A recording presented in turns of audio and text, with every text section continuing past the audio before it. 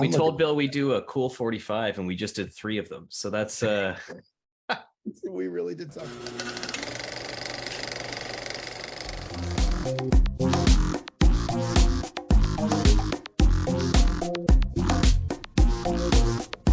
The New Brunswick Archaeology Podcast, featuring your hosts, Gabe Hrynick and Ken Holyoke.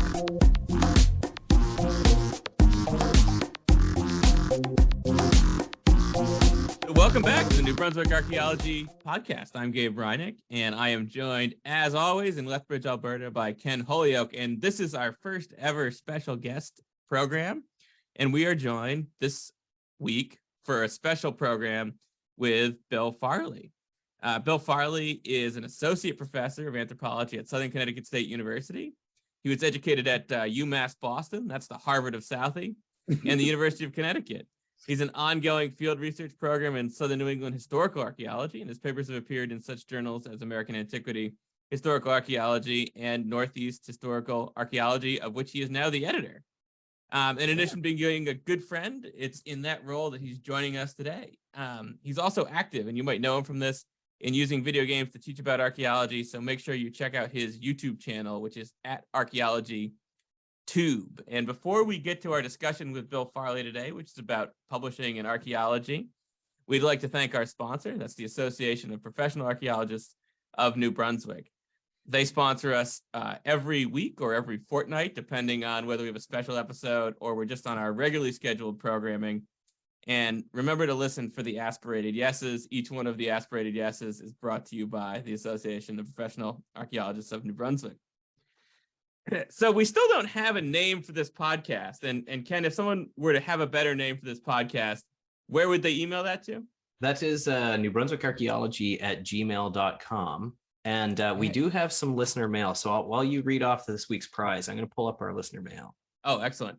But Ken, before you do that, do you know what's happening on March 24th? March 24th? I don't know if I do. It's the re-release of Resident Evil 4.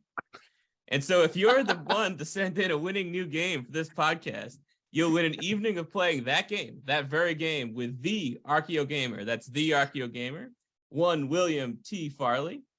And of course, the special thing about that is that Bill, because of his prowess as an Archeo Gamer, knows the various techniques to really up your game.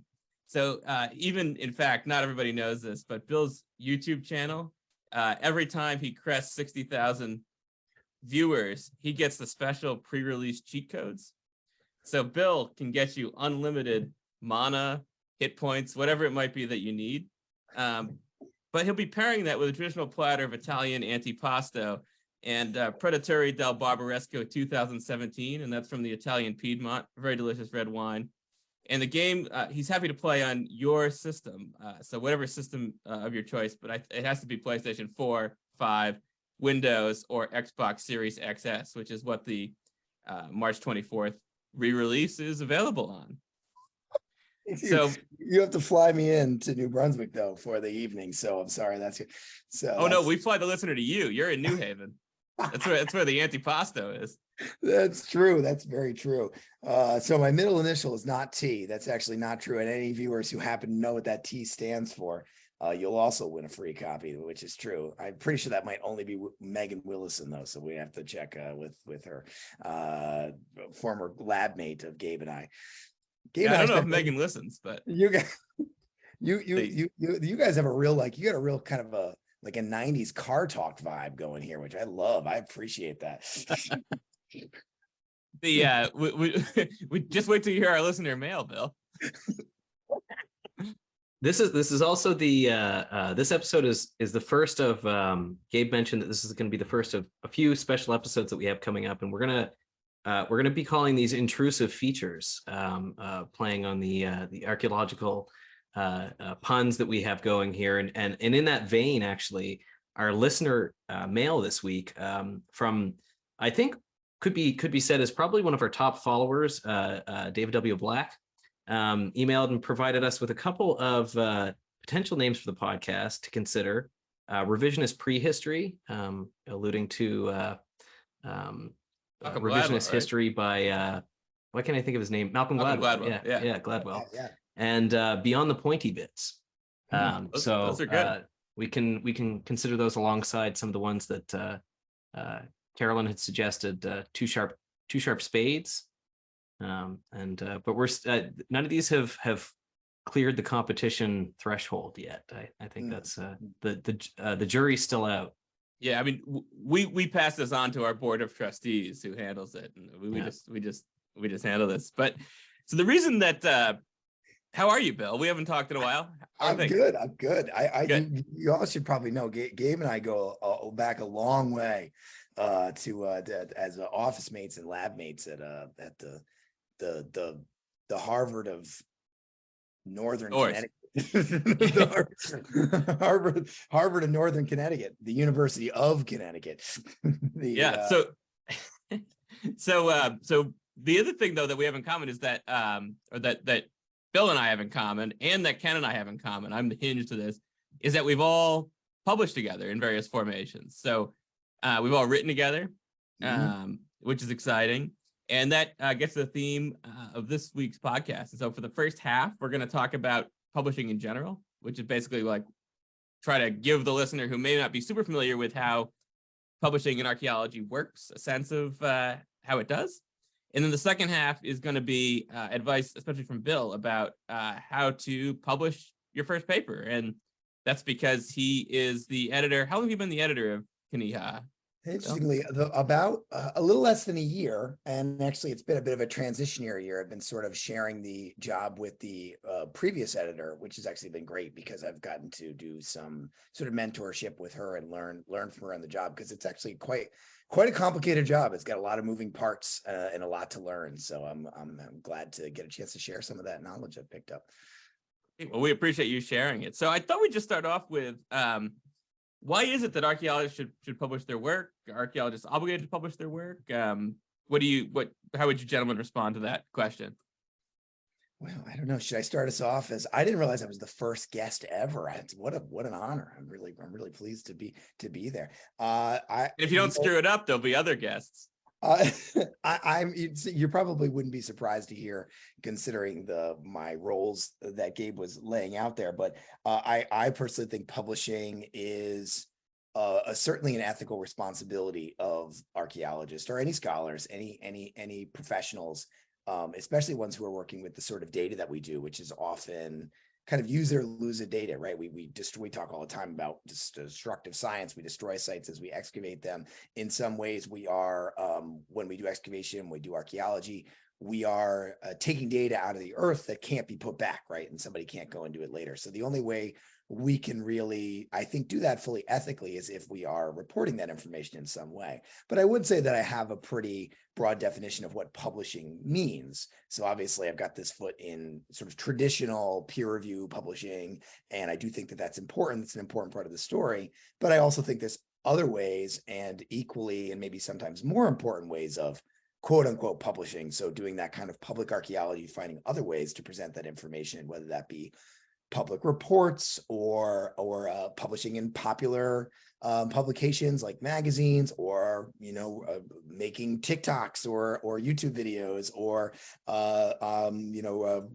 microblogging, or whatever it is, blogging in a traditional sense. All those are ways that we can also present information out to the public, and maybe even reach different sorts of communities than just the academic community that traditional peer-reviewed publishing gets to. So that's sort of my take on it. It was, I like you kicked it off with the ethical responsibility. And I think that we all kind of sign off on this as kind of an imperative, but it's also too, like Gabe and I talk about this a lot. A lot of what we do is funded publicly or with public funds in some way, shape, or form. And so it's sort of this duty to give back, like, kind of value for dollars, basically, that people we're enabled to do this work, which is, actually pretty fun, and that kind of comes off of the kindness of other people, basically, at the end of the day. And so being able to give back at least some of that, and through both publications, which I think are a little bit more for us and our peers, sort of the peer review process, and this publicly accessible stuff, including the New Brunswick Archaeology podcast. Indeed. And so I think that's a really good point, is that I mean, all three of us are employed by public institutions. We all spend public grant money, and we've all worked in CRM, and CRM involves enormous amounts of the public's money. And I think the public is justified in making sure that they get some sense about learning about the past from that and learning about what archaeologists do. So we might as well just jump right into this, though. So about what kind of different, you mentioned all these different kinds of publications, and I was wondering if we could unpack that a little bit. Do you like that, Bill? Unpack. It's just like we're in that theory seminar we took together again. Absolutely. I love unpack. Levitising. Yeah. But so you mentioned the peer-reviewed literature. So what does that mean? This is a great starting point. Like, what you hear that term out there a lot, and I hear this, even reading in when we're talking about sort of public health, or this term gets thrown around like, oh, it's that peer-reviewed research. It's almost thrown around as a kind of a sort of it's got this weight to it. All the peer review process really is it's the name's right on the tin. It means that the paper, your piece of writing that you've put together has been reviewed by your peers, which in this case means other scholars. So the way this normally works in the case of journal editing is you submit your paper to a journal. You'll know ahead of time whether it's a peer-reviewed journal. It'll be somewhere in their description on their website. It'll tell you exactly what happens to your paper after you submit it there. And in a peer-reviewed situation, the editor will send it out to usually 3, but some number of other scholars who usually have some kind of specialization in something you're talking about in the paper. Usually, hopefully in total, between those different reviewers, you're capturing all the different elements, the methods of the paper, the theory of the paper, the regional or time period focus, whatever it might be. And then those reviewers read it, give back their honest opinions, their thoughts, and then give advice back to the editor about whether the paper should be published or not, whether it should be rejected, accepted, whether it needs edits, should it have additional citations added, whatever, anything that the reviewers think should be added. And then the editor gives it back to the author with those comments, and typically will either reject the paper or will ask them to implement those comments and then resubmit it, and then ultimately get it published. So really, it's got all this kind of this scholarly cachet, this idea of peer review, but all it really is an opportunity for other knowledgeable people to get a set of eyes on it and give you advice to make the paper better. There is, nastiness in the old kind of joke meme about a reviewer number 2 writing terrible, horrible things, and that does happen. And so you should always take those reviews with some criticism. There are other human beings who are reviewing them, and they may say things that are unreasonable or ask you to do things that are maybe not that good. But most of the time, it's in total will make the paper better and will make it stronger before it's finally published. Gabe, are you familiar with reviewer number 2? I am, although the one I got today was actually reviewer number 1. Twist. Yeah, it was interesting. I'd never gotten a frowny face as a comment before, but it was a new take. It was still in red pen though, so it was done. It was in red pen. Yeah. So that really when your reviewers start using emoji, you're in trouble in general. I think that's a good sign. Well, there's one that could have been even worse, but I didn't see that one on the sketched in the marginalia. So in that context, Bill, you're outlining the situation where, I want to submit a paper to Northeast Historical Anthropology. I send it to you. You're the editor. You send it to somebody who has either a regional specialization or technical specialization in that, who's a professional archaeologist. What is your role as the editor in that context? That's a really good question. And that's been a big learning curve for me actually in this last year, because I don't think I know if I fully understood that. So hopefully we can brush some of the myths about this. The editor is, so I've started to think of the role as almost kind of a shepherding role. The editor's role is to take it through the process, to help the author know what to do, give them the advice they need to succeed, hopefully, to a big part of the editor's job is to find good peer reviewers who can actually do the job. And that's a really hard part, building a cadre of good peer reviewers who cover the wide breadth of topics that might get covered in a paper that comes into your particular journal, whatever journal you're the editor for. That's a really hard part of it and an important part of it. And then afterwards, giving that advice back to the author. And then ultimately the editor kind of gets to make that final decision they can choose to disagree with the peer reviewers. If the peer reviewers say, "Oh, we want to accept this," and the editor says, "You know, I'm actually going to reject this anyway," they actually can do that. They have an enormous amount of power to that. I don't philosophically, I think that the editor should lean towards where the peer reviewers are, but they do also get definitely some say in it. But I've come to believe that really the editor's most important job is to try and help shepherd the paper through the process and get it to its best possible version. And whether it ultimately gets published in that journal or maybe is given back to the author with some advice about maybe a better journal or a more fitting journal, which sometimes happens. At least that's a kind way to do it. Some editors I don't think maybe are quite that nice, but that's what I strive to do. You're translating that frowny face into plain English for the and blunting the blows too a little bit too. I did this not that long ago. I had a paper that went through peer review, and I felt one of the 3 reviews was unreasonable. Like it was really, I thought it had some things in it that were unfair, like really overly harsh in a way that was, the paper wasn't perfect. It needed work, but these were like mean, right? And so I gave those reviews, those comments back to the person, but I added some notations that said, I think this is going a little bit far. Don't be discouraged by this. You know, I would say, some of this advice is good advice. Some of this advice is perhaps, and I don't know. I think there's probably different philosophies among editors about whether that's appropriate, but I thought that person would just see these comments and just become so discouraged, they probably would never want to publish with us. So giving that some context was important, I thought. Do you find it's oh, go ahead, Gabe. Oh, go ahead, Ken. Sorry. Do you find it's become more difficult to get peer reviewers? Like in your experience, like, do you find that it's harder to get people to commit to it, or is this just sort of, it's always been kind of difficult to get people to kind of respond and think about this as part of service, basically, that we give back to? It's hard for me to say from my own personal experience because I haven't been doing this that long, but I can tell you what I've heard from more experienced editors, that this is true, that this is a trend towards it becoming more difficult to get peer reviewers. And there's lots of theories why this might be, and I think they're all relevant.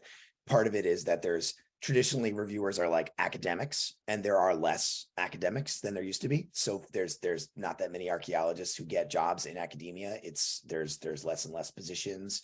More and more archaeologists are working in more tenuous fields. They're adjuncting, or they're visiting assistant professors, or they're postdocs, and it's really hard to dedicate time to being a peer reviewer when you're in those sorts of positions. CRM archaeologists traditionally haven't gotten asked to be peer reviewers as much as probably I think they should, and that's something I've tried to do, is actually add more and more professional non-academic archaeologists to our list of peer reviewers, but those folks have real hard restrictions on their time. You're asking people to do unpaid labor. Traditionally, you mentioned the term service, Ken, and I think that's a really good one for academic positions.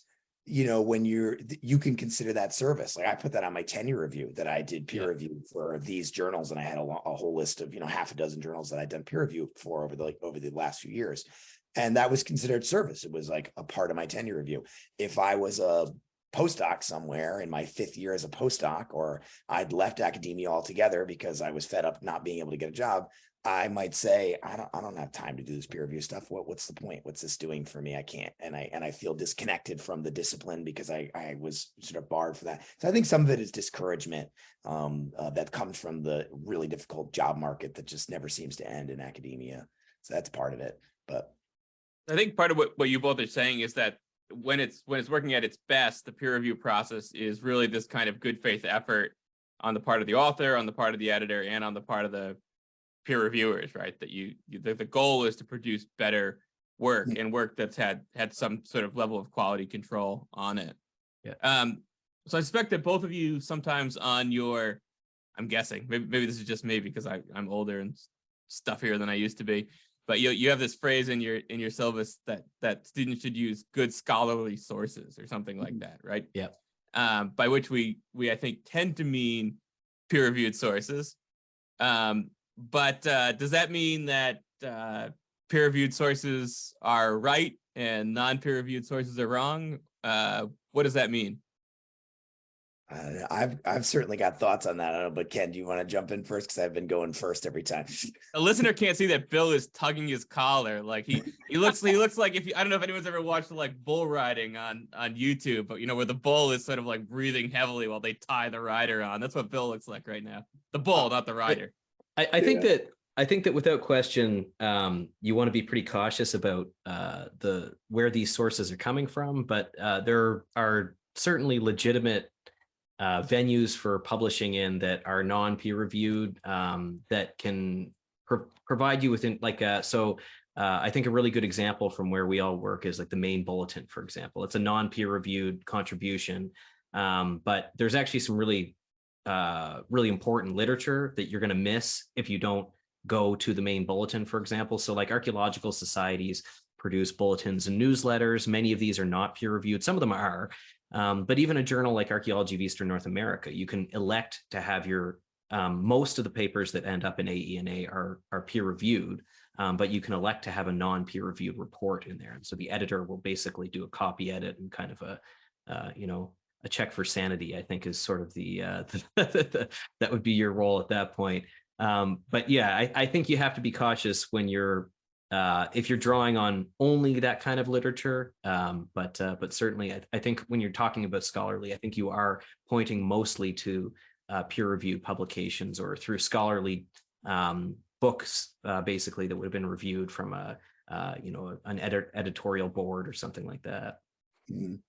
Yeah, I guess the thing I'll add to that is on the other side of the coin that, of course, just because something has been peer-reviewed also doesn't mean that it's infallible by any means. And there are definitely examples of papers that have made it through peer review, and sometimes in very prestigious journals that turn out to be outright fraudulent or have bad arguments or are not well reasoned or receive great deals of criticism from the scholarly community in the years after they're released. Nature has gotten themselves a little bit of a reputation for this in recent years of publishing articles that are, I'll use the term, a little clickbaity, right? They're things that make headlines, but in the long run turn out not to be particularly good pieces of scholarship. And Nature is, Nature, that's the biggest journal in the world, right? That's the most prestigious journal there is, probably. Arguably, it's certainly up there. So you also should don't let that term peer review cloud your critical eye. If you're reading something that is peer reviewed, still come to it with that same critical perspective and recognize that it's a safety net, but it's not a perfect one.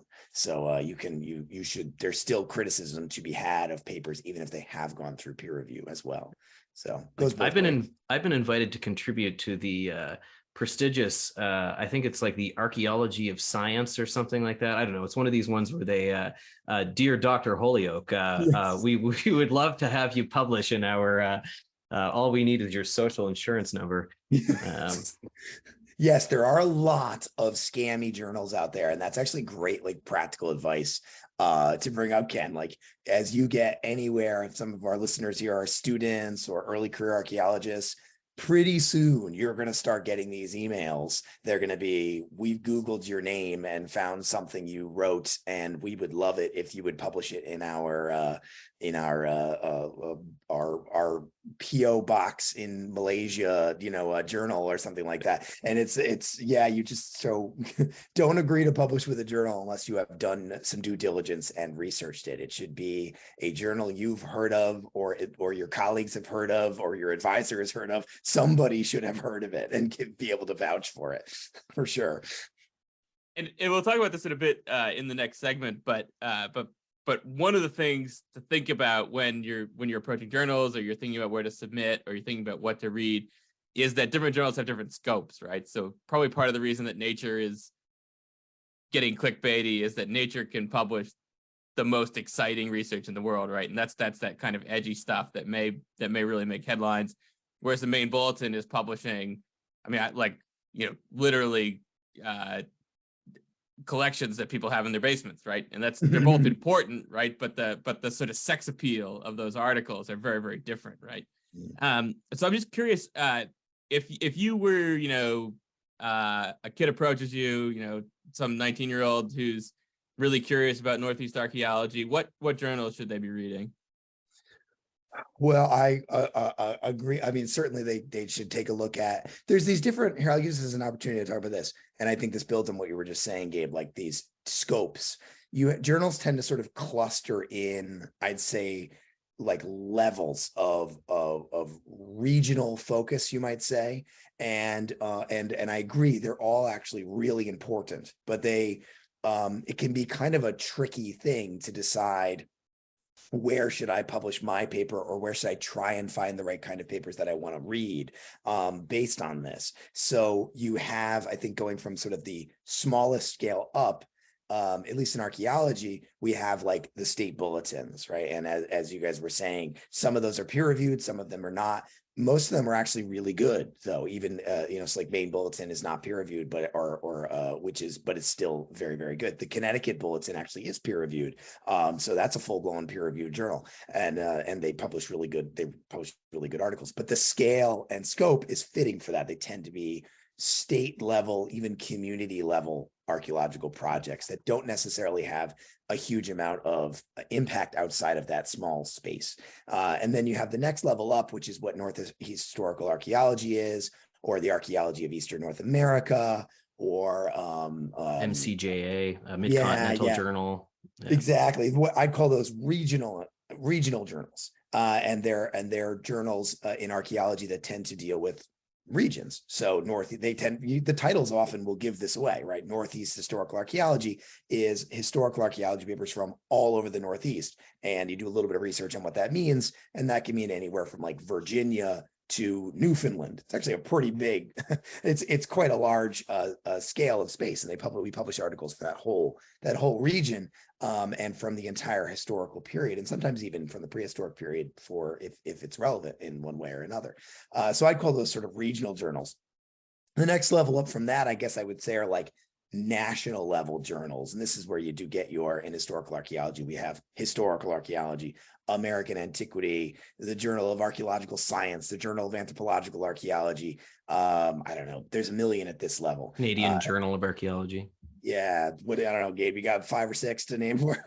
I was just gonna say that the CGA is really kind of a regional journal with a big wide 10 province scope, I think. But it is interesting. Yeah, that's what I mean. That's actually kind of a good point, in that the lines between, I'm suggesting these are really firm divisions, but they're not. There's some blur between them, and then there's different prestige levels for each of these, which I would encourage you to try and ignore as much as possible. Finding the journal that's the right fit for you is probably better than trying to find the journal that's the most prestigious. But these kind of national I like Bill saying this. I mean, I distinctly remember a conversation with Bill where we said, wouldn't it be cool to have an article in American Antiquity? And we did, but I do believe that we never thought in a million years they would accept that journal article. And then they did. It does tend to be a very like Southwest journal a lot of the time, eh? Like it's that was 100% like a moonshot, and they gave us a revise and resubmit, and we were like shocked. For the listener who's not aware, Bill was the lead author, and with Amy Fox and Gabe on a paper basically analyzing different sizes of household and domestic spaces throughout the Northeast. Did some statistical analysis comparing, I think it was Connecticut to the Maritimes. Is that correct? Yeah, Southern New England. Yeah. And we're actually going to return to that, because I think there were some lessons in that like a student who's thinking about publishing might know, about collaboration, those kinds of things. But we'll get back to that. Could be a really good case study if we want to talk about that later. The last point I would make on that is that you have those national level journals. Those are probably like the biggest journals you're going to see schmoes like us ever publish in. But there is in fact an even higher level, maybe you'd call international journals, and that's where you do get your natures and your science. And those often, as Gabe was saying before, have a scope that's broader than even just archaeology. They're publishing on multiple disciplines, and that's like a whole different sphere. That's like you're going for your Nobel Prize or whatever. And if you're thinking about publishing a paper in Nature, you probably don't need any advice from me. You're in a very different place in your career. If you're publishing in Nature, you actually don't listen to podcasts. You're up late, writing and you're reading, probably writing right now. Drinking a protein shake and getting ready for bed, I think. So we've talked about publication. We talked about some journals that you might read. Conferences. Where do they fit into all of this?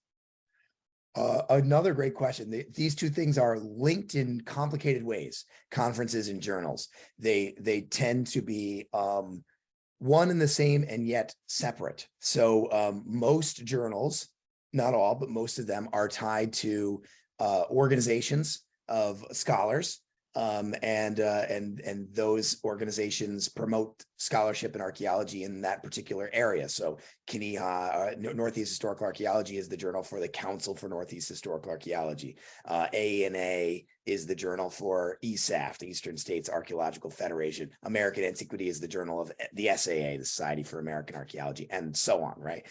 So the type of institution tends to match the scope of the journal. But the big thing that those organizations do, in addition to publishing those journals, usually is they have an annual conference. And those conferences are, in exotic locations, like a motel on the side of a Pennsylvania highway, if you're ESAF. Which always is fun. What was Waterton's claim to fame? It was the most violent city in the United States or something like that. I told my supervisor I was going to Waterton, New York, and he told me this sordid tale that it was the worst place he'd ever visited in his life, basically. Like the hotel was like $86 a night or something. And the only restaurant in town was a Denny's, which was in the parking lot of the hotel, basically. Yeah. ESAF is famous for having their conferences in the least romantic places you could possibly imagine. Whereas, the larger conferences are often in like cool cities, around the country, or even, the SHA, Society for Historical Archaeology, I went to just a few months ago, was in Lisbon in Portugal. Very cool. Didn't really get to see very much of the city when I was there, unfortunately. But so sometimes they can be an opportunity to travel to cool places. They usually try and balance that. There's a recognition that a lot of people are not going to be able to afford to go to a conference like that. So I think organizations think carefully about how often they're going to have be in places like that. ESAF, for all we joke about them being in these places, they're cheap. They're really affordable. Students can get to them. Usually you can get there on a tank of gas and $90 of hotel money. It's really accessible. So there's give and take to that question of where those locations are going to be. But conferences, the connection they have to publishing is, first of all, they're wonderful networking opportunities. They're vitally important to go to because that's where you make connections. Most good papers, including Gabe and I's American Antiquity paper with Amy Fox, was born on a cocktail napkin from a conference hotel bar. That's a stereotype, but it's true that you do often make those sorts of connections. And but what Bill's not telling you is the cocktail napkin was Amy explaining to us how to calculate what the difference between calculating the area of a circle and of a square. Well, we're going to come back to this. I don't want to give too much away about this paper, but Amy came onto the paper later on to fix the tremendous screw ups we had in the statistics, which was mostly my fault. I take most credit for that. But that was Amy's job, and boy, she did a good job, and that was the only reason we got it published in a good journal. The conferences can also be, what you do at a conference is you go and you present a paper, or you give maybe a poster. And usually those are the kind of root of a journal article, right? Many times a conference paper, you don't end up publishing every conference paper you give usually, but a good number of them will be the baseline for what will become a journal article later on. So oftentimes a conference paper might be 7 or 8 pages long, but you've got a bunch of stuff you can add to that. You turn it into 20 or 25 pages. Now it's a journal article that you're submitting. There's also often conferences usually have things like student paper competitions for those listeners who are maybe in school still. And if you win some of those, oftentimes one of the prizes is you get sort of a fast shot into a publication of that article in the journal. So they can be a direct line into publication in that way too. So all those things are interlinked in sort of complex ways. So going to conferences is actually an important part of publishing in a couple of different complicated ways. Ken, you had a paper out. What is time? We're coming out of the pandemic, but you just had a paper out pretty recently in a really good journal of Anthropological Archaeology, which is actually ranked higher than American Antiquity. And I thought it might be useful for the listener if you just kind of walk us through like the life cycle of that paper. So, where did the paper start? Where did you present it? What did you do with it to get it whipped into shape for submitting? Sort of give us like a sense of the life of a paper. So the paper really started with my master's thesis. So data collection during my master's, kind of a study that was part of the master's thesis, maybe a couple conference papers I think that I did on heat treating generally, conversations with my supervisor at the time. She had done some stuff looking at color and in lithics basically, and so Sue Blair had done some work with this at I think also a conference paper looking at scrapers, for example, and finished my master's, and then it sat for several years, and then I collected some more data as part of my PhD research, and I started looking at the data set that I had kind of cursorily looked at as kind of a functional thing, sort of quantifying the amount of time somebody may have stayed at this house at this particular location to cook these rocks. And what I was seeing in a lot of these collections that I was looking at during Ken, we can't use the phrase cook rocks. This is a family program. Oh God. So as opposed to just talking about this in the context of people, heat treating material, what I was looking at was there's a thing going on that I kind of made notation on. There's color changing, and so rethought this. So the life cycle, basically, I had some new ideas about the data. I had read a whole bunch of more interesting stuff as part of my PhD work. I brought in some new data that I'd collected during my PhD work, and basically wrote up. I kept about a 3 or 4 paragraphs from my master's thesis and the raw data, and then that became essentially this publication that it went in, I think, in fall of 2019 or early 2020, sometime around there. About 3 months later, we get edits back. So it got, it went out for peer review, came back to us, revised it. And then, in the fall of 2020, a project that started 10 years earlier basically became a publication. So. And I recall that you presented pieces of that research, I think, in Orlando at the SAA meeting. Oh yeah, I did actually. Yeah, that's right. Yeah. So there's there was a PhD conference paper that brought the kind of new ideas in that rethought this data set. So yeah. And Ken, I know you and I do this because we often read each other's stuff. Bill and I are Bill mostly works in historical archaeology, so the more recent past. So we tend to swap drafts less frequently, but so I tend to, if I'm going to submit stuff, have colleagues read it first to try to avoid humiliation. It's as best I can. And Ken, I know you do that too. And so, I mean, I think there's this kind of pre-process that when we're talking about kind of being good citizens about kind of the archaeological community, is that people send you stuff and you should try to look at it. Yeah. And I encourage my students to do the same thing. I tell them, instead of writing a paper the night before, try to finish it 3 or 4 nights before it's due and have a friend read it, and just somebody you trust who isn't going to shatter you. But you have to build up a little bit of, resilience to getting comments that sometimes you don't like to see, because it's going to hurt less coming from a friend and somebody you trust than it does from some anonymous person that you're not sure if that's what everybody's opinion is. So. Yeah. And the paper we were mentioning that Ken had out, it was out in 2020, Ken. Time really does fly. That's Holyoke, Blair, and Shaw, Aesthetics or Function in Heat Treating, the Influence of Color Preference and Lithic Preparation on the Maritime Peninsula, Eastern Canada. And it's Journal of Anthropological Archaeology. And you always want to add that Eastern Canada tagline on a paper that goes anywhere outside of the Northeast, because otherwise nobody has any idea where you are. So. Yeah, I mean, we could talk at some point about titling journal articles is an interesting kind of sort of thing to think about. One thing that I heard Ken say that was important there was the whole process took about 10 years, and I don't know if you guys would agree with me. That's not that unusual. That from first blush thinking about a concept to you're holding the paper in your hands in a physical journal can take years, or sometimes it can go quite fast. So it's not always that way. In fact, I think the American Antiquity paper that Gabe and I wrote with Amy, that paper moved actually quite fast for a fun stories worth having to do with me losing half of my dissertation data 6 months before I had to defend it. That could be a story for later if we want. So sometimes it can move more quickly, but it's not unusual for these things to move quite slow.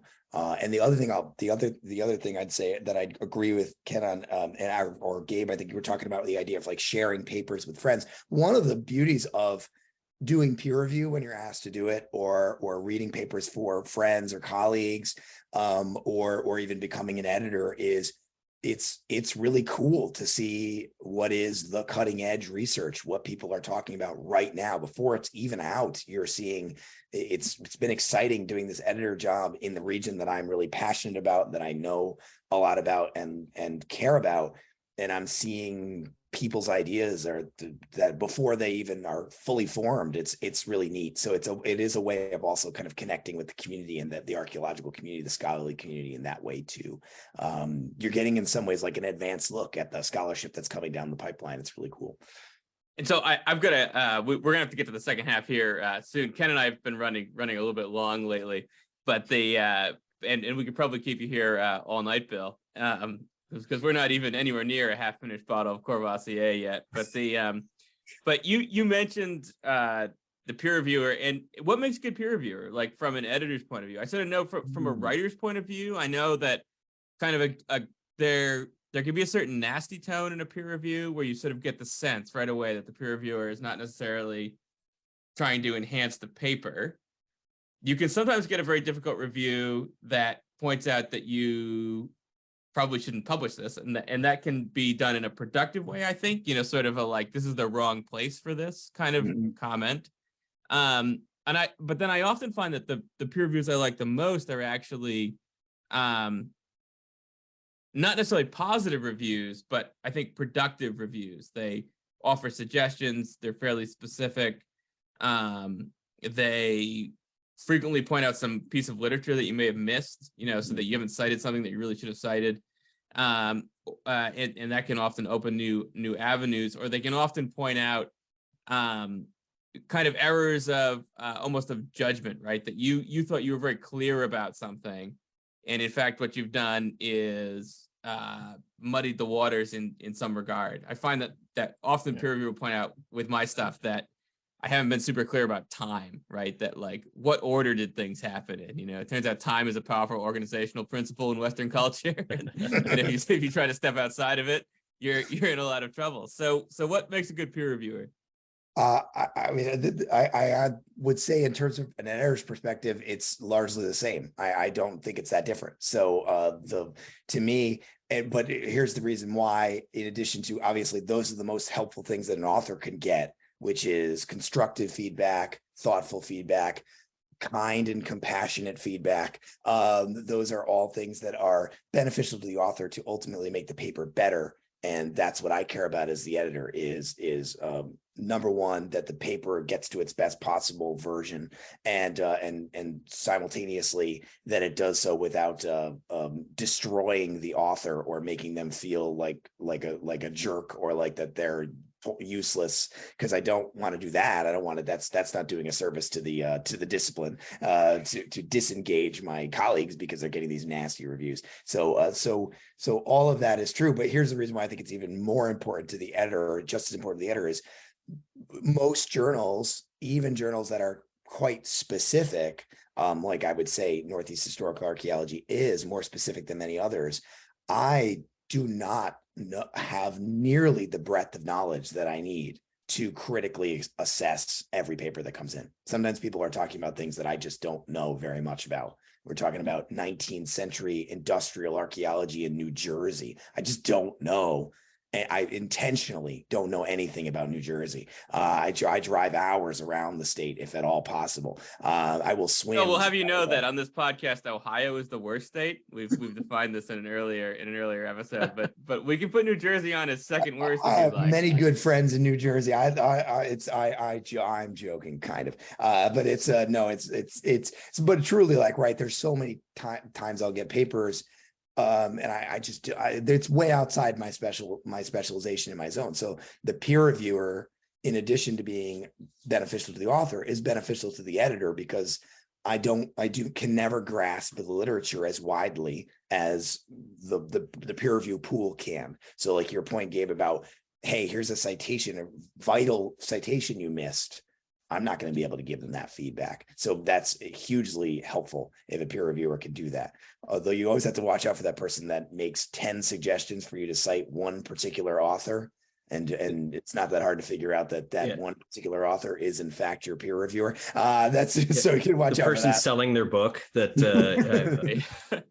yeah, I have not actually found that happens. It hasn't happened to me very often, but that's an old sort of stereotype that's supposedly going to happen. We figured out a reviewer one time because they politely pointed out that they had actually wrote essentially the same paper that Gabe and I wrote about 15 years before we were born. And we were presenting this as a novel concept and hadn't cited them. Oops. Yeah, that was not our finest moment, was it? But this actually raises kind of an interesting thing. Sorry, that we should have mentioned to the listener who's never gone through this process. So typically, there's different ways that this is done, but typically the peer reviewers are anonymous, but the author is not anonymous. That's true. Usually, yes. Although there are some journals that are nominally double blind. Yeah. But although if you're sharp, not hard at all. Who does that? Yeah. So like advances in archaeological practice is double blind. So in theory, the person reviewing the paper doesn't know the author. So if you submit a paper, they make you redact, in theory, the stuff that a peer reviewer should be able to figure out who you are from. But it's pretty impossible, right? I mean, there's only so much you can do.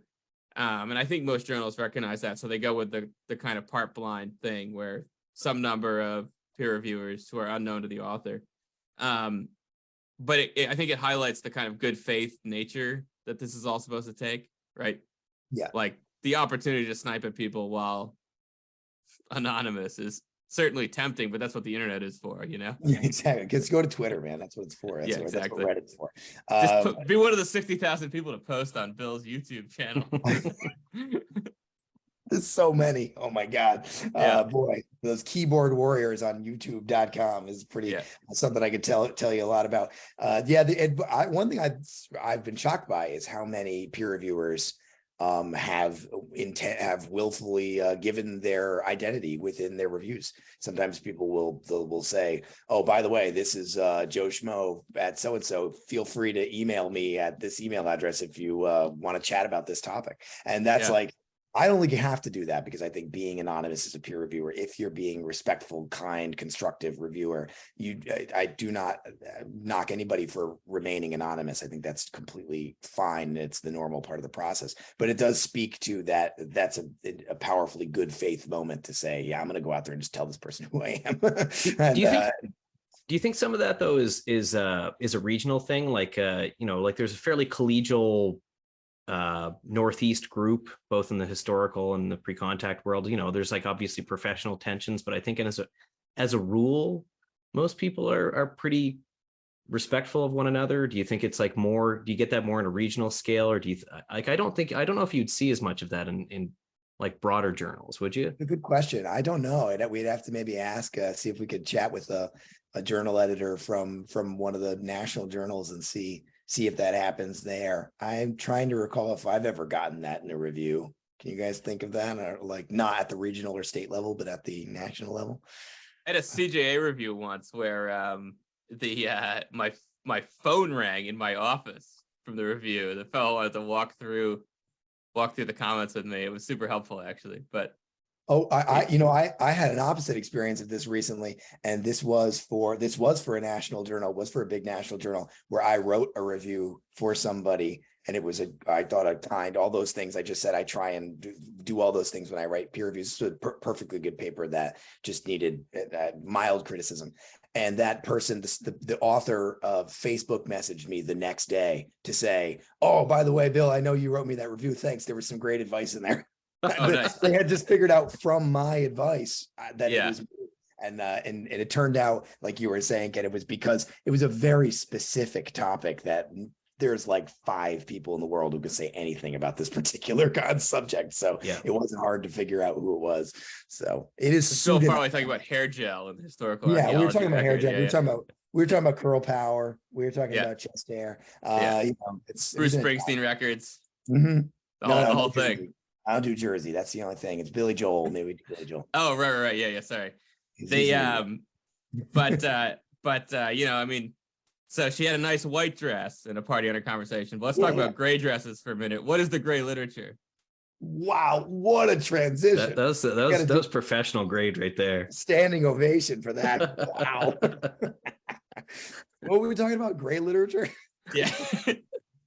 And do you spell it, Mr. Farley, with an E or an A? Oh, great question. How did you? I've noticed that you've gotten very Canadian in your writing, Gabe. It's an E in here. It's an E in our notes. Is that the Canadian one? Yeah. I've just revealed that we have show notes. That's sorry, that's an insider podcasting tip. Everybody has show notes. People know. I started doing that when I started spending during the pandemic more time out of the country than is super comfortable, and I had to start like really keeping track to make sure I don't lose my permanent resident status. And I was just like, well, I better just make sure I add all the U's. You get an extra day and a half for each U you use. Yeah, it's good. It's good. So what are we talking about? Gray literature? Yeah, just what is it? Just we've used the term in the podcast before, and so gray literature, and help me if you've got a stronger definition for this. But gray literature is publications within a discipline that are important and often very descriptive, usually kind of light on interpretation, but often published in ways that are a little bit hard to get access to. So the classic example of gray literature in archaeology would be like a CRM report that comes from a cultural resource management, mitigation, survey, or whatever. And the PI for that project will write a meticulous multi-dozen, potentially multi-100-page description of the project and meticulous notes on the site. And this will go into a public report into some SHPO office at the state archaeologist of New Jersey. And how do you get access to that as an archaeologist so that you can use it for data? And that can be a tremendous challenge. So some of the most important, so we talk a lot about like, does that count as publishing? Well, sure. But is it publicly accessible? Certainly not. And sometimes it's not even accessible to other scholars, other archaeologists. So that's what I got for that. You guys want to expand on that a little bit? No, I think that's the gist of it. I think it's that it's publication that is sort of outside of traditional venues. That's in some way a little bit more difficult, even for, like you said, scholars to access and that kind of thing. And I'm guessing the black and the white are like, would white be the publication, like the accessible? We don't ever talk about black and white publication. White papers are working papers, aren't they? Like they're like your drafts, are they? I don't really know. So is the black, like, is it in the black, like that's published? I guess, right? Great question. Yeah, the white paper. Or is it gray because it's speaking about they just exist in a gray area? In a gray area. That's often what I've thought of when I think of gray literature, which they do sort of. They sort of exist in this weird published but also not accessible space. That's when it comes back to ethics, sort of the first thing we brought up way back in the beginning. What is the ethical responsibility of an archaeologist? Well, according to sort of statute, federal, state, provincial statutes, typically it's to produce one of these reports and submit it to the office of, the province of the state or whoever. But nobody ever gets to read it. So what's the point, right? So and the flip side of it too is that, you don't get as producing only gray literature. You don't really get the credit that you're kind of due for doing the kind of work that you produce, right? Great literature is tremendously labor intensive and thoughtful.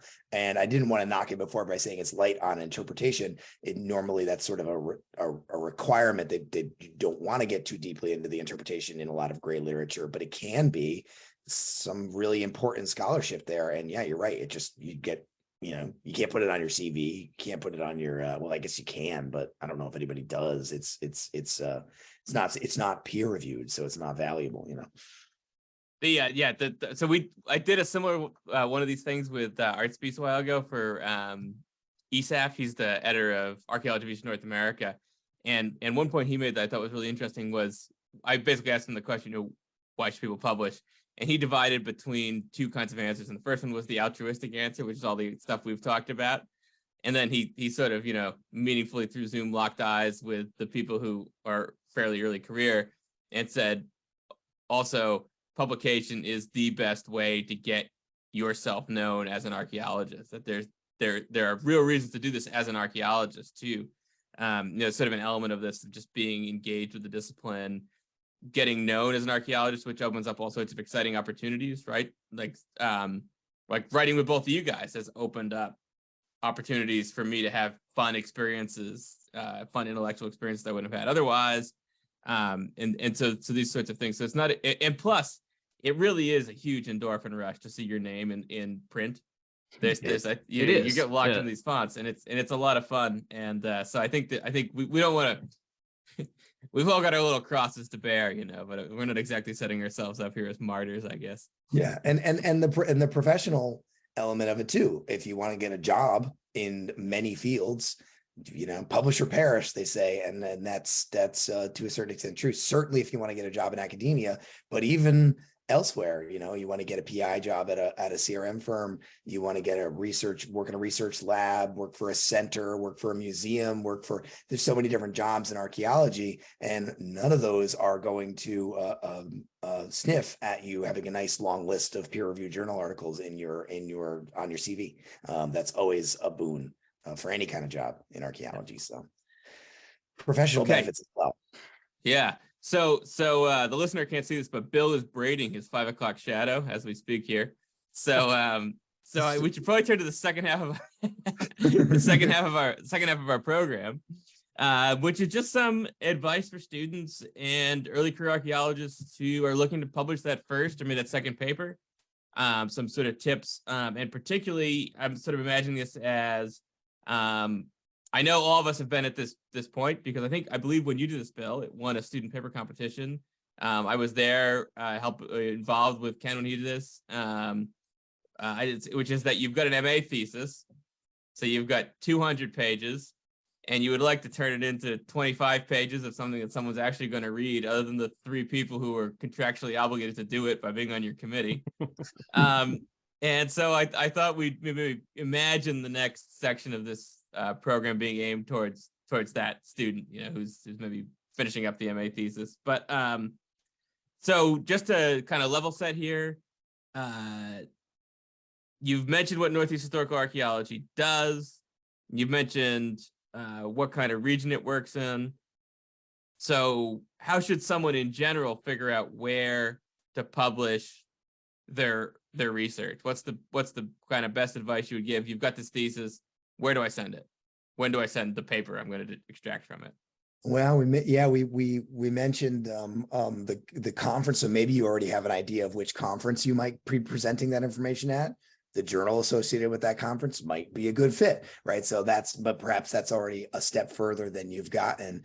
One bit of advice I'd say is to speak to your peers and advisors and the archaeologists that who are further along in their career. Maybe that's your professors. They probably can give you some advice about good fits, because I think ultimately journal articles, it's about fit. Probably if you've written a master's thesis and it's a good enough master's thesis to get you graduated from your master's program, it is almost certainly publishable. It's probably, like somebody can publish that. More likely if your paper derived from that got rejected at a journal, they're going to tell you this journal wasn't a good fit for this for some reason. So picking the right journal is really important. So yeah, I would say speaking to friends, colleagues, advisors, professors who have some experience with publishing and say, hey, this is my topic. What can you tell me some journals you think are a good fit? Reaching out to editors. If you've got a handful of journals that you think there's really, you can find their email on the website usually. One of the things, this doesn't happen to me very often, but sometimes I get emails from potential authors who are saying, here's what my paper's about. Is this a good fit for this journal? Would you be interested in publishing this? And usually the answer is, we'd certainly be interested in at least looking at it, send it out for peer review. So you can do that. You can certainly do that. Get feedback at a conference. If you go to a conference, if somebody is in the audience, so you get into a conversation about your paper, maybe ask them, where do you think would be a good place to fit this? I don't know, just be open enough to ask for advice from folks who have been around a little bit longer.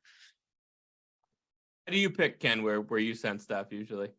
I think like certainly reading, like look at a journal and kind of read the content, read some of the abstracts from some of the articles, maybe in the most recent issue, or flip through some back issues, try to get a sense of, the scope of it. Most journals have an abstract, so they kind of give you a sense of like what the scholarship or what the scholarly area is that they're focused on.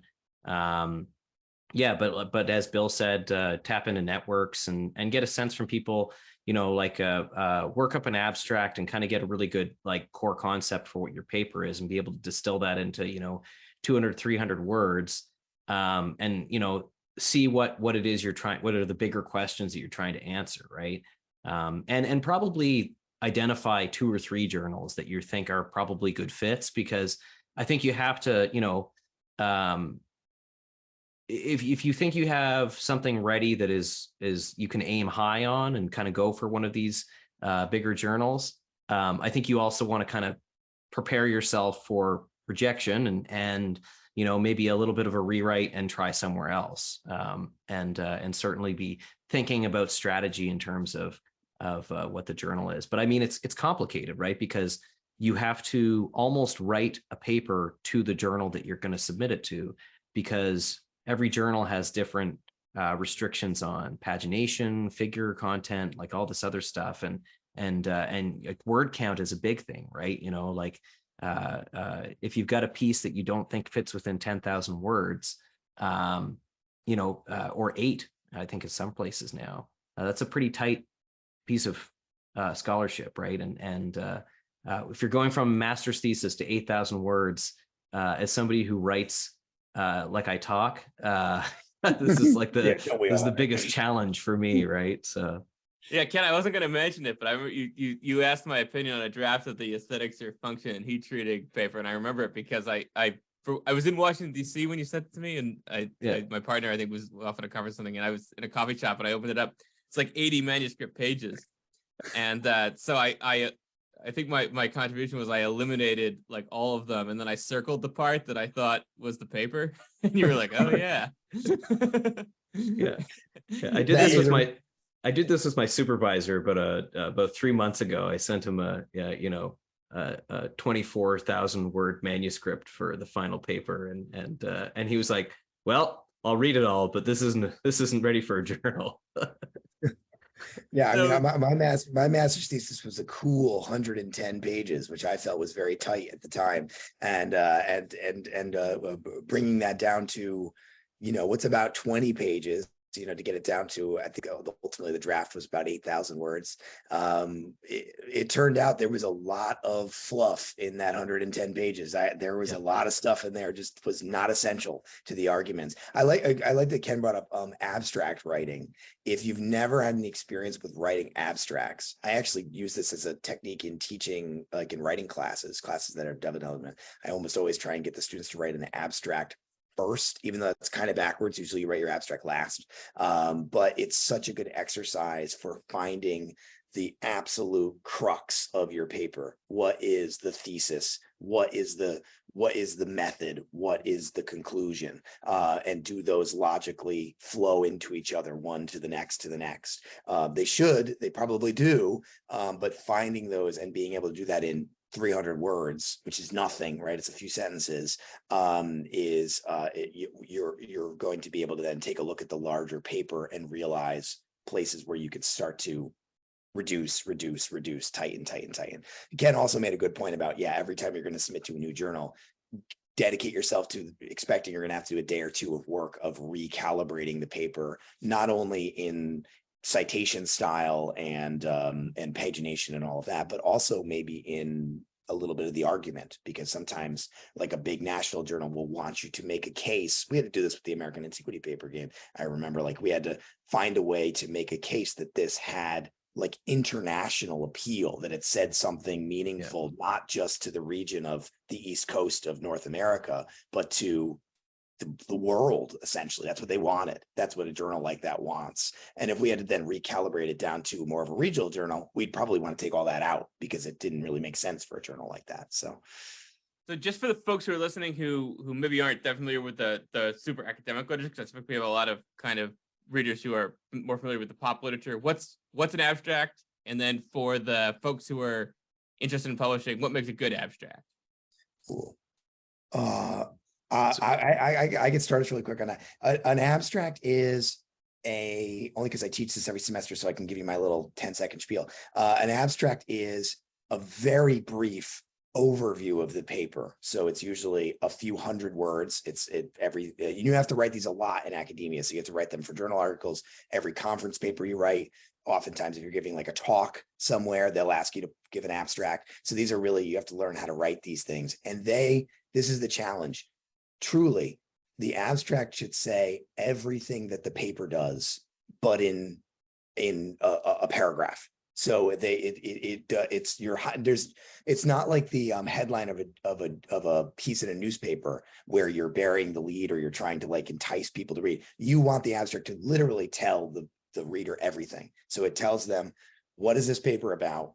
How did you, construct your hypothesis, test your hypothesis? What methods did you use to test it? And what were your conclusions? What did you find? What were the findings? Now, none of the detail is there, obviously. So the data, the figures, the maps and pictures, as our old advisor would say, is the only part that's worth looking at, Gabe and I. All that stuff. And then also all the description, the literature review, which is all the scaffolding you give your paper from all the previous writing that's been written about that topic by everybody who's come before you, all the shoulders you're standing on.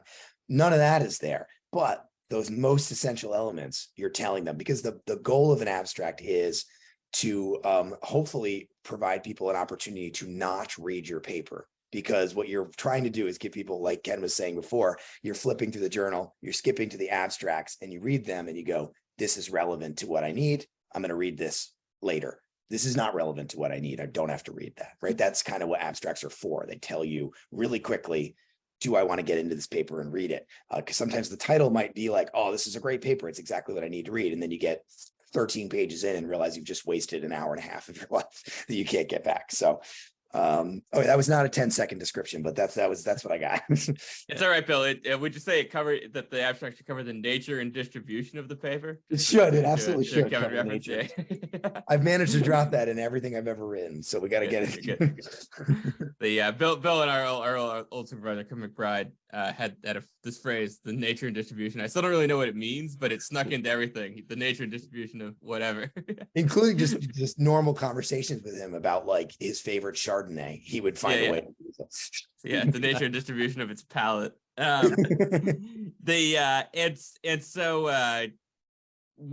you've got the abstract, and the abstract appears before the paper. It's basically the kind of Cliff Notes version of this.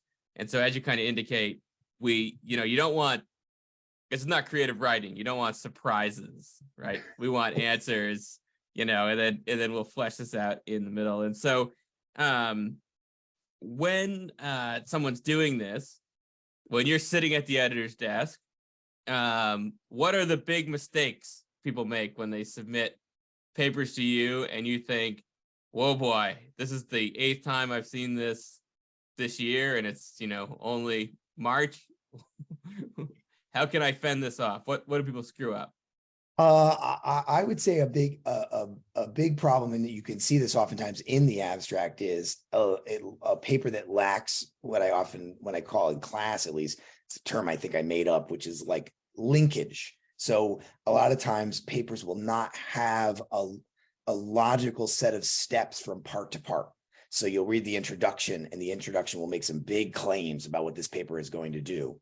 And then you will read the methodology, and you'll go, okay, that seems like an interesting methodology. And then you're reading the data and the conclusions, and it's not super clear how the methodology led to those conclusions, or the finding of that data, or the big things they said were going to happen in the introduction did not pan out in the conclusions or the findings. And then the conclusion goes back to the beginning, the big findings, the big ideas that never really happened in the middle. So that paper would lack the the proper.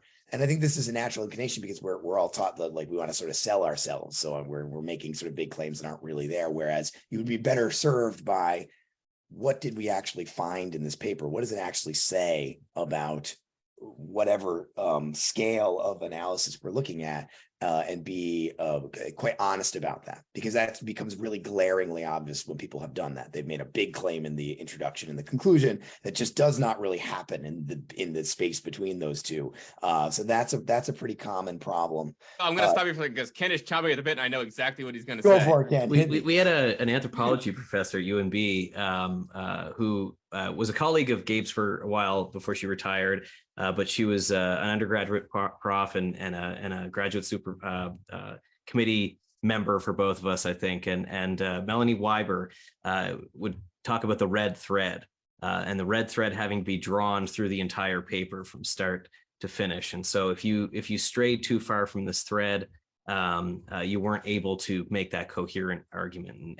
And Gary, my supervisor, has a similar term where he talks about holding someone's hand from A to B, from B to C, from C to D, and then once you're at D, you probably want to look back and grab A again, and then go to the end, sort of thing. So was that what you were expecting? Yeah, that's exactly what I knew you were going to say. Yeah.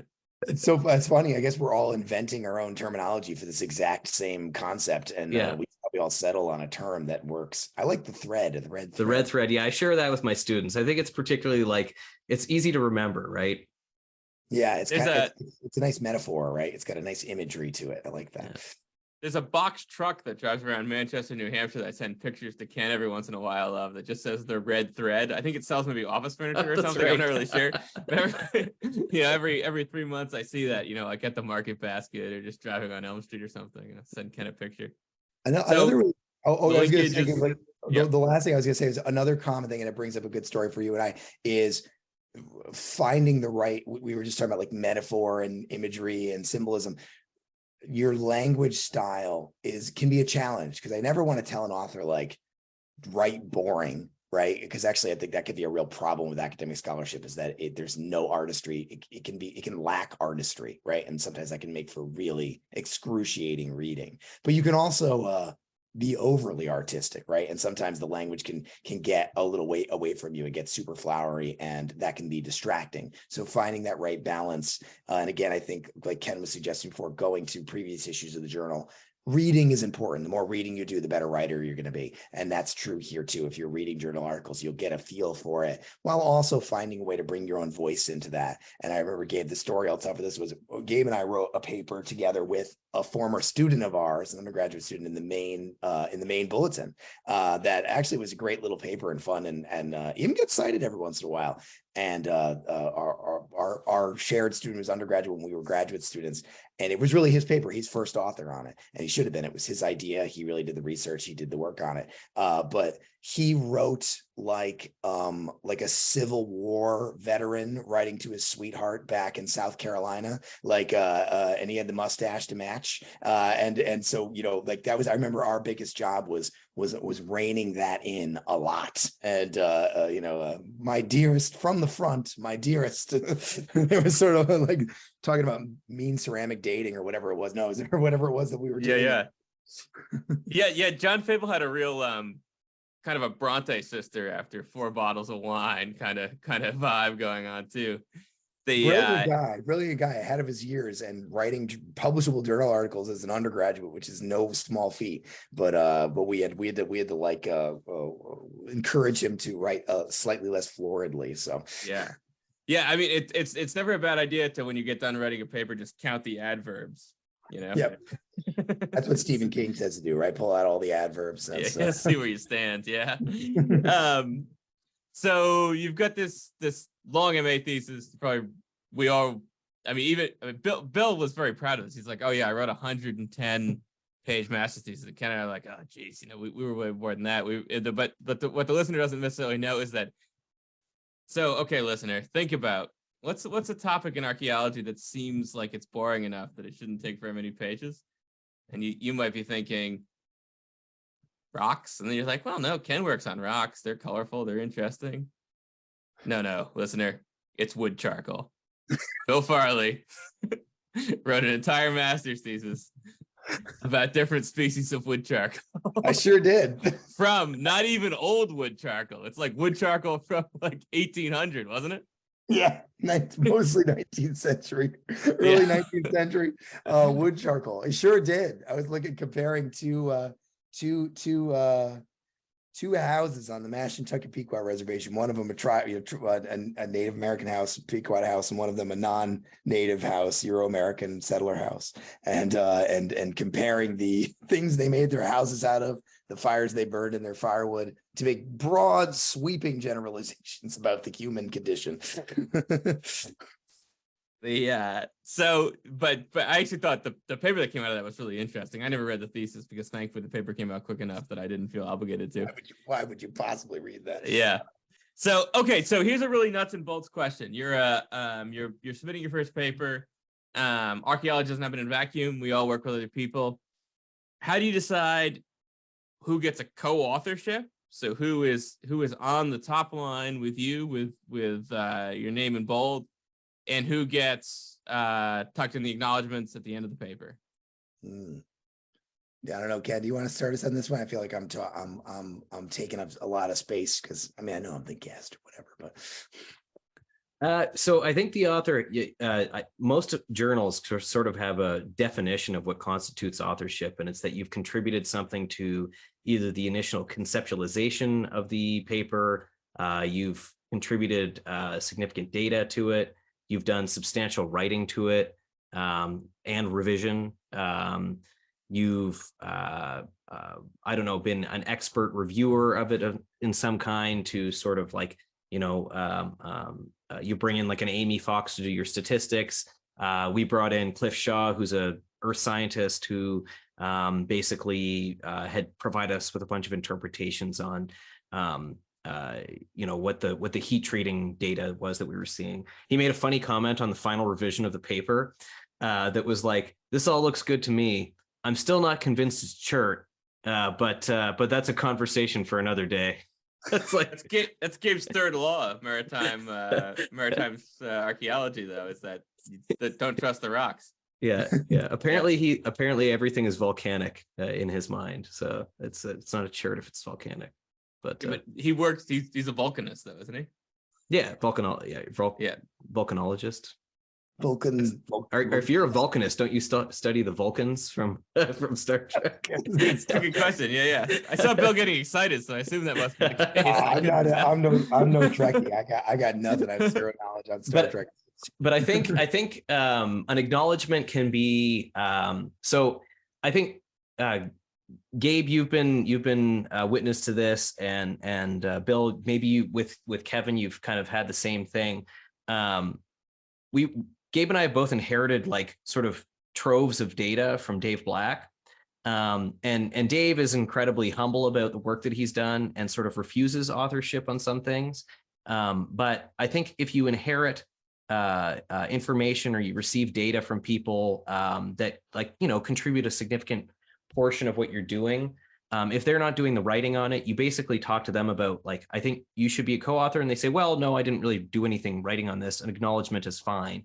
And that's kind of where you bring in who gets acknowledged. And that's like somebody who has contributed in some way or facilitated the research in some way, but not necessarily provided any kind of like contribution to any part of that paper. And I think you do have to be able to not necessarily quantify, but be able to justify your contribution. And many journals actually require you to do this now. You have to make author statements where you actually, like, when we did the JAA, they had this ticky box list of all these sort of categories that you could assign people to and how they contributed authorship. And in order to, what's the term, not ghost authorship, Gabe, what's the courtesy authorship? Courtesy authorship. Yeah, was the one that we looked up when when we were deep in these issues, which is a story for off air, perhaps for the listener. But Yeah. I mean, but if you're the lucky we should, in addition to, if you win, if you send in the title this week for the thing, Ken and I will log into Bill's Twitch stream and tell you about the time we really had to think about authorship, and in which we were editing a volume, and it was probably not the most fun we've ever had. But yeah, so this is sort of thing. It's kind of a substantive contribution, not a peripheral one. As Ken pointed out, senior scholars often seem to decline authorship, which is extremely generous of them. Dave Black has, for both of us, declined authorship in situations in which he was entitled to it. Artspeace has for me as well. So you end up, you end up with these situations in which would it be safe to say that basically it's a substantive contribution to the paper that is not simply someone doing their job, by which I mean not just facilitating, say, access to a collection. And certainly if you pay somebody for a service, the understanding is that person is not necessarily entitled to be an author unless there's a pre-existing agreement. So even though Beta Analytic has had a substantive contribution to many of our papers, since we've sent Beta Analytic money for that substantive contribution, we're not obligated to stick them on the author list. Yeah, it's like the microanalyst. So when you go into like an SEM lab, there's usually a technician that's running the electron microscope for you, and they're providing you with interpretations and sort of contextualizing what it is you're looking at. Like, I'm not an SEM specialist, but I've used SEM. But the person who did that work is acknowledged in all these publications that's related to that. And even though they actually took the photographs in the SEM, they've declined authorship, because it's like their job is, they're the technician. This is what they do. They provide you with this information. So. Whereas this all line up with your sense of I was gonna say, like, a lot of times if you have a friend who does zooarchaeology, and you ask them to analyze a bunch of samples, and then that becomes an important part of your data set, but you're not paying them to do it, that might be a situation where it might be appropriate to include them as an author, because that would be a substantive addition, because they gave you a part of the data set that you really needed their expertise to do. But that's usually something you would, my advice would be, that's a conversation actually to have at the time that you're talking about doing the work together, and exactly. What would they be comfortable with? And to add to with the Dave Black and Kevin McBride is actually quite similar. I published a paper with Kevin a couple of years ago in historical archaeology, and actually we're working on another paper together, and I had to sort of drag him kicking and screaming as a co-author, even though the paper is done entirely with like his data that he collected based on ideas that he originally formulated. Like, he's like, well, I didn't write the paper. And it's like, there's other ways to be a substantive contributor to a paper that should get you an authorship. And so he's agreed to do it, but like, he would never have suggested it himself. So it's something to consider. The most important factor in authorship, of course, is having a last name initial that's early in the alphabet. That's really very important. That's so. No, but we had a conversation about this, Gabe. We were talking with Gabe and I served together on a sort of committee trying to help come up with ethical guidelines for a professional organization recently, which was a very enriching experience, actually. And I say that genuinely, I'm not even joking around. It was really me too. Cool to get to work on that together and with some other great people. And my big job on that was helping define some ethical questions around authorship and journal editing. And my sort of suggestion in that was that you should include a statement that explains authorship order. Why is so-and-so the first author? Is it simply because their name is first alphabetically, or are they the primary author? Were they the person who did the most work? So to have something maybe in your acknowledgements that explains, the authors are alphabetical, but all authors are considered equal, like that sort of thing. So they give ways to get creative about this, to explain to the reader who the authors are, why they're ordered the way they are, who's in, who's out, because there are some gray areas in this. Yeah, so because the convention is that the first author is the person who did the bulk of it. Yeah. Mm-hmm. And my understanding is that in the real sciences, typically the last author is the head honcho in the lab.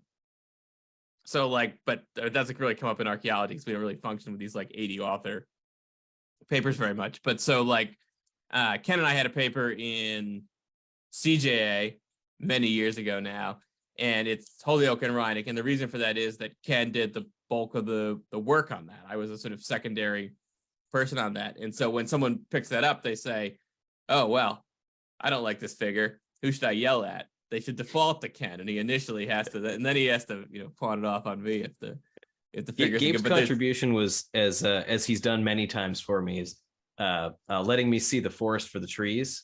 That sort of pushing me ever so slightly toward. Well, do you think maybe it's this? Yeah. Like you could drop Ken, that word. Yeah, it's interesting that Ken ends up with the fine oak table, but he starts just standing with a chainsaw somewhere in the woods. It's getting through that can be an adventure. So okay, so co-authorship. I realized when I was thinking about this podcast that almost all of my work has been co-authored. So I've done exactly one peer-reviewed paper that was alone, I've realized, and it has 0 citations, which makes me think that I should probably continue to work with people. And Bill, would you care to tell us about the value of collaboration? I'm thinking there's an example here in which we had a collaborator. I was trying to figure out when I was looking at these show notes, I was like, squares versus ovals. And then it clued in. I'll never live this down. So first of all, y'all need to understand that I got a C- in geometry in high school. Okay. So that's the first thing that we need to know. Okay. So we all have strengths and we all have weaknesses, and I know where mine are, but not really. And Bill's father is I believe a high school math teacher, right? No, he was a biology teacher. Biology teacher. Sorry. Okay. Although he's much better at math than me. If we want to give the sort of story of collaboration as it relates to this infamous American antiquity paper, Quantitative Dwelling Scale Analysis of Domestic Architecture and blah, blah, blah, blah, blah. Terrible title, which was definitely my idea. So I apologize for that. The story behind that, as I mentioned earlier, when I was writing my dissertation, I got a job. Good problem to have. I got offered the job I currently have, and I told them in my job interview that my dissertation was basically written, and I had not written one word, not a single word. Data recovery was done, analysis. I had all kinds of, but I hadn't written a word of it. I lied out my teeth, and you should do the same, dear listener. When it comes to a tenure track job, you do what you got to do. So the listener can't see that Ken is actually writing his dissertation during this podcast. That's how nervous he is. I had to. So I went home after I was offered the job, celebrated briefly, and then locked myself in a closet and began writing, and stayed there for several months. I had one final hiccup, which was I was supposed to be analyzing 2 sets of data from 2 different sites, one of them from a gray literature report from a CRM report we were talking about earlier.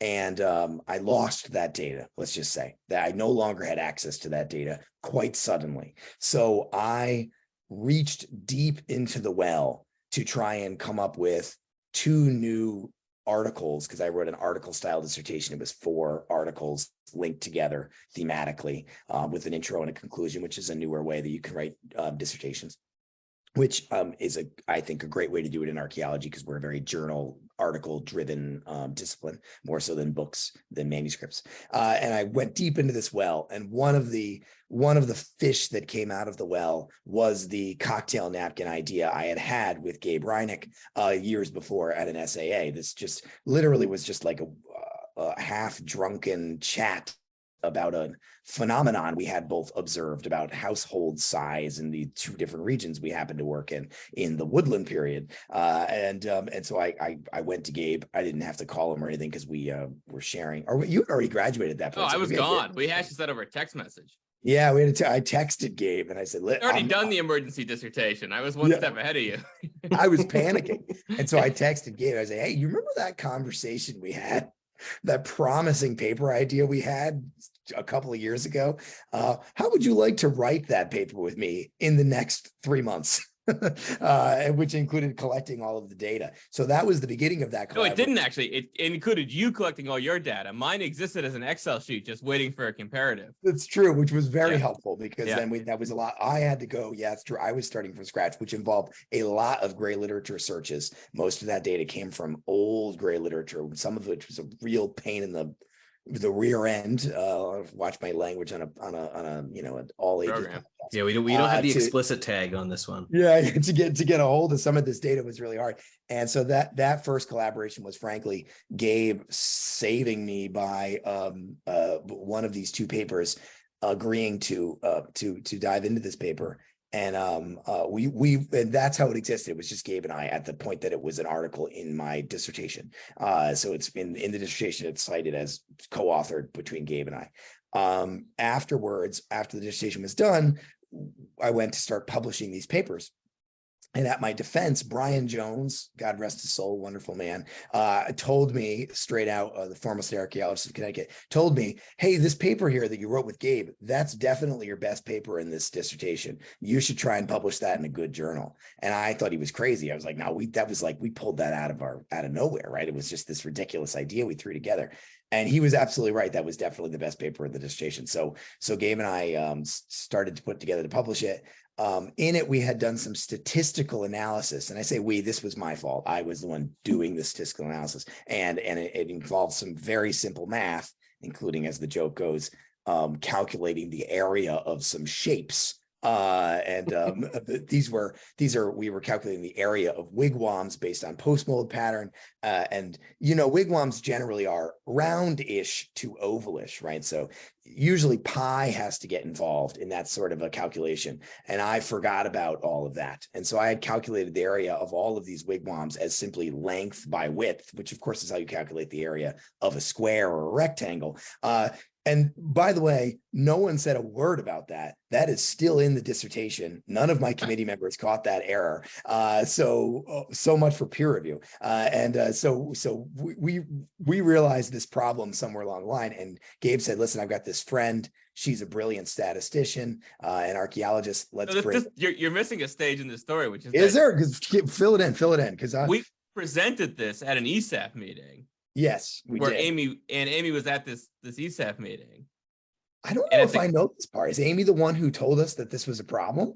Yeah, but not then. But at the Can-Am party, she said, "Oh, that was an interesting paper, but the stats, those aren't really the statistical tests I would use." She was like thinking about the other aspects of the stats. Yeah. And that was when we said, "Oh, well, fantastic. Would you like to work on publishing with us?" And she said, "Sure." Yeah. And then maybe 3 months later, when we're trying to finish the actual published version, I get this text from her, like fairly late in the evening, and she says, "Hey, I'm looking at the Excel chart that you and Bill have, and I'm wondering, do you think it's possible that Bill isn't really sure how to calculate the area of an oval?" The answer is yes. I was panic writing. Yeah. And I said, "It's entirely possible. Is that a problem?" And she said, "No, it would be good, because it means if we fix the Excel chart, the pattern will actually be more pronounced. But I feel a little weird just like texting him. I don't know him very well, and being like, 'Hey, do you know how to calculate the area of a circle?'" Of course, knew me very well and knew that I would think this was hilarious, Yeah. And would be embarrassed about it for at least the next several years, which I have been. Now it's on the public record. So Amy came in and redid all our stats. And Gabe's right. We joke about the ovals thing. That was actually a relatively minor thing. She actually did much more work than that on rerunning all the statistical analyses and creating box plots for us and really making beautiful figures, statistical figures. And at the end of it, we had a product that we thought was pretty good.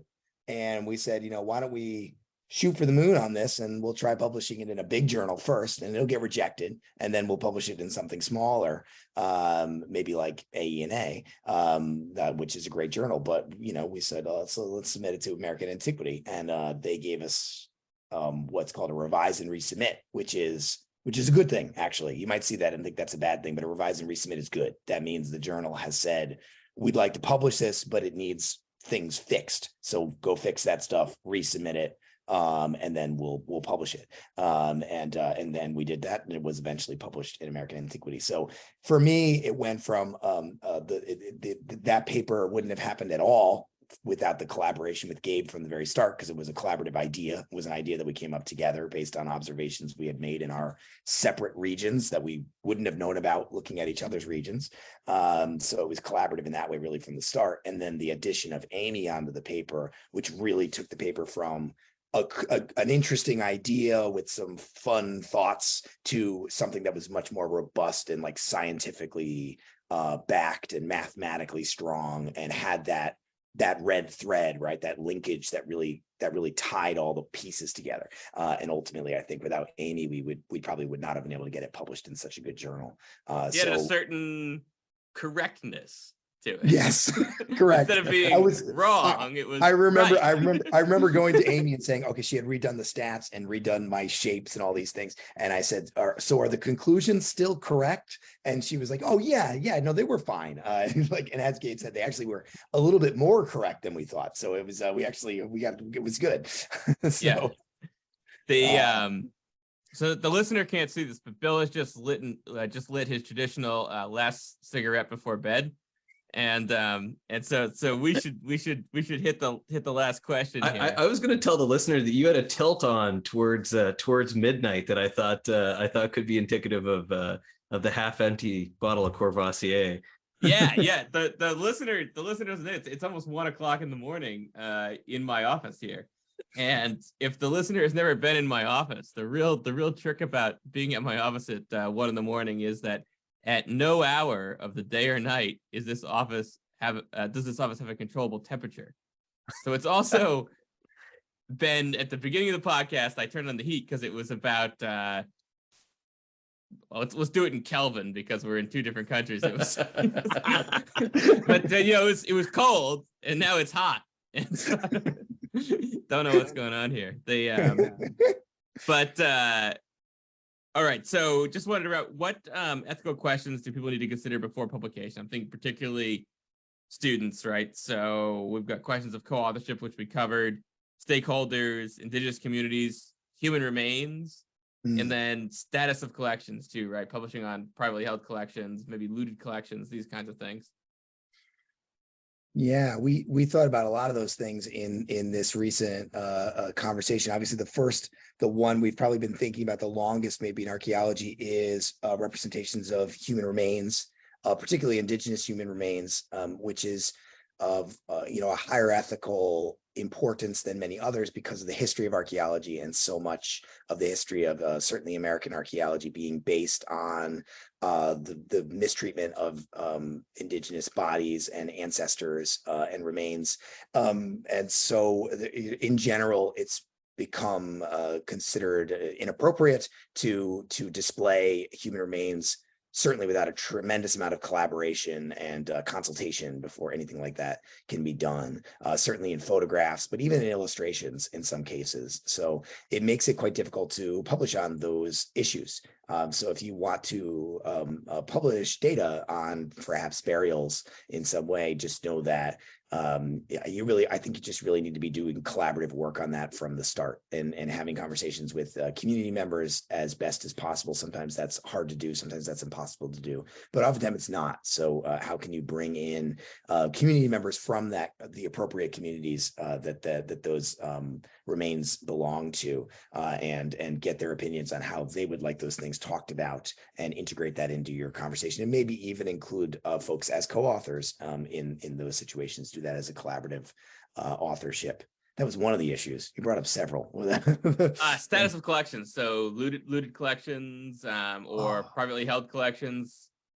I think some of those would probably require like a disclaimer of some sort, basically, like acknowledging, the legal context, and I think more and more we have to kind of the acknowledgements are becoming places where we contextualize the data that we're presenting, more so than like thanking all the people that helped us along the way. That these are becoming sort of important statements, like almost ethical statements that are embedded within. And I, like Bill, you had mentioned sort of authorship statements, and I wonder if like this is sort of how journal writing might evolve, is that you'll have an acknowledgement and then some sort of ethical statement that's sort of over and above that, where you're talking about like, the management and the production management and curation of the data, basically. I think that would be a reasonable thing to do, and it would be an interesting to actually include as a required thing or an optional one for authors to use if they feel like they have something that they would like to say or express that is important context for the data. So for instance, like, publishing on a looted data set, there's ethical challenges with that, right? Does that encourage looting? Does that somehow glorify artifacts that were obtained unethically? And I don't know. I think that's a really complicated question to answer, and probably needs to be answered on a case-by-case basis. But at least having some statement about that and the background of those artifacts is probably a good idea in most cases.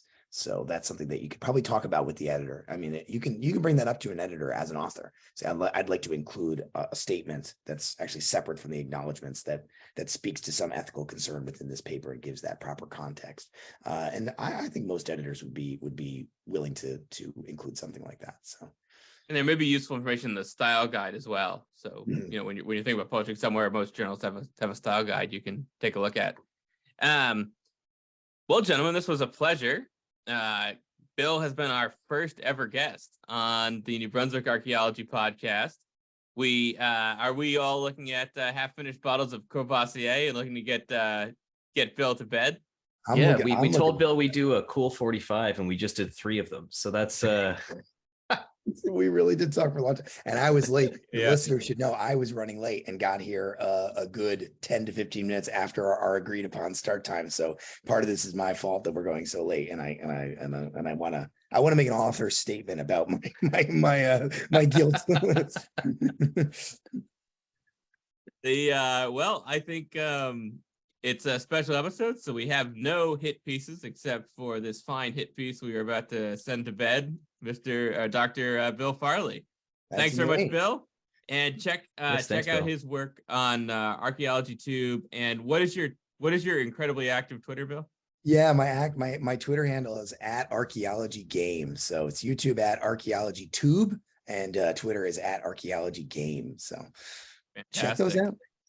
And they are super interesting, and we hope that there will be a lucky winner who is getting to play Resident Evil 4 and enjoy a nice evening with Bill Farley in New Haven. And you might even get Gabe and I to hop on for that one. I wouldn't mind demoing that one. We'll do some mercenaries mode. Yeah, we can get it's a great. I am getting that game the day it comes out. Let's not pretend it's happening. Yeah, we thought you might be. Thank you very much, Bill. And we will bid the listener farewell, and Ken and I will talk to the listener in, it's not a fortnight this time, it'll be about 7 days when we are back to talk about the late Maritime Archaea. Talk to you then. Fortnight. a demi fortnight is also the size bottle of this Predatorial del Barbaresco 2017 that Bill's going to provide.